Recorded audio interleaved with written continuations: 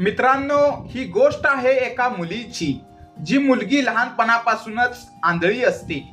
जसजशी ती मोठी होते तशी ती कॉलेजमध्ये जाते आणि कॉलेजमध्ये गेल्यानंतर तिची एका मुलाशी मैत्री होते. तो मुलगा तिच्या आयुष्याचा भाग बनतो, तिची संपूर्ण दुनिया बनतो. कारण तो असा मुलगा असतो ज्याच्या सोबत ती मुलगी अगदी मोकळेपणाने सगळं काही शेअर करू शकते. ती तिच्या सगळ्या गोष्टी त्या मुलाला सांगते. जर काही असं घडलं की ज्यामुळे ती दुःखी होते, वाईट वाटतं, तरीही ती त्याला सांगते.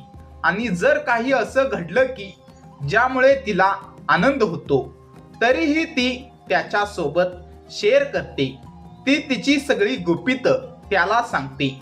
आणि एक दिवस येतो जेव्हा तो मुलगा त्या मुलीला प्रेमाची कबुली देतो. तो तिला म्हणतो, मी तुझ्यावर खूप प्रेम करतो आणि मी तुझ्याशी लग्न करू इच्छितो. तेव्हा ती मुलगी म्हणते, मी तुझ्याशी लग्न नक्की करेन, पण माझी एक इच्छा आहे. माझी इच्छा आहे की काश मी हे जग पाहू शकले असते. जर मी हे जग पाहू शकले असते तर मी तुला नक्की होकार दिला असता. इतकं बोलून ती तिथून निघून जाते. काही दिवसांनी कोणीतरी त्या मुलीला स्वतःचे डोळे दान करतो. तिचं ऑपरेशन यशस्वी होतं आणि शेवटी ती मुलगी हे संपूर्ण जग पाहू लागते. तिच्या ऑपरेशनच्या वेळी तिचा हात धरून उभा असतो तोच मुलगा. जेव्हा तिचं ऑपरेशन यशस्वी होतं तेव्हा तो मुलगा तिला विचारतो, आता तुला हे जग दिसतंय का? ती मुलगी आनंदाने म्हणते, हो, आता मला सगळं दिसतंय. मी प्रत्येक गोष्ट अनुभवू शकते. मला सगळं स्पष्ट दिसतंय. ही दुनिया किती सुंदर आहे. आणि मग ती त्या मुलाकडे पाहते आणि म्हणते, अरे, तू तर आंधळा आहेस. ज्याच्यावर मी प्रेम करत होते तो स्वतःच आंधळा आहे. तेव्हा तो मुलगा हसत म्हणतो, हो, असंच आहे. मग ती मुलगी म्हणते, ठीक आहे, आता मला घरी जायचं आहे. तो मुलगा म्हणतो, थांब जरा, आता तुला हे जग दिसू शकतं.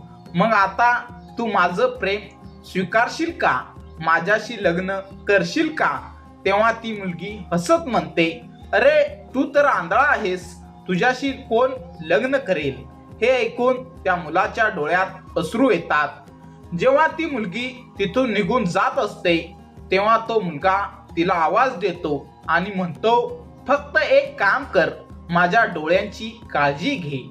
मित्रांनो, परिस्थिती बदलली की ती मुलगी बदलली.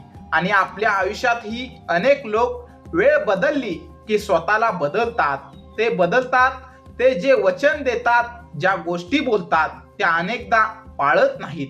असं अनेक लोकांसोबत होतं. पण तुम्ही त्या मुलीसारखे बनू नका. तुम्ही परिस्थिती बदलली म्हणून माणसं बदलणाऱ्यांपैकी बनू नका. जर कोणी तुमच्यावर मनापासून प्रेम करत असेल, जर कोणी तुमच्यासाठी काही करत असेल, तर त्यांना इतक्या सहज विसरू नका. जे लोक तुमच्यावर जीवापाड प्रेम करतात, जे तुमची काळजी घेतात, तुमचं भलं पाहतात, अशा लोकांचा विचार करा. खरं तर तेच लोक तुमचे खरे मित्र असतात. हे एक सत्य म्हणून स्वीकारा. फक्त बाह्य सौंदर्य किंवा भौतिक गोष्टींच्या मागे धावू नका. कोण सुंदर आहे, कोणाकडे जास्त सौंदर्य आहे, यापेक्षा महत्वाचं म्हणजे त्या व्यक्तीचा स्वभाव आणि साथ. शेवटी तुमच्यासोबत राहणार असेल तर त्या व्यक्तीचा स्वभाव आणि प्रेमच राहणार आहे. म्हणून लोकांची किंमत करायला शिका आणि जे लोक तुमच्यावर प्रेम करतात त्यांच्यावरही प्रेम करायला शिका. कारण खऱ्या नात्यांची किंमत वेळ गेल्यावर समजते.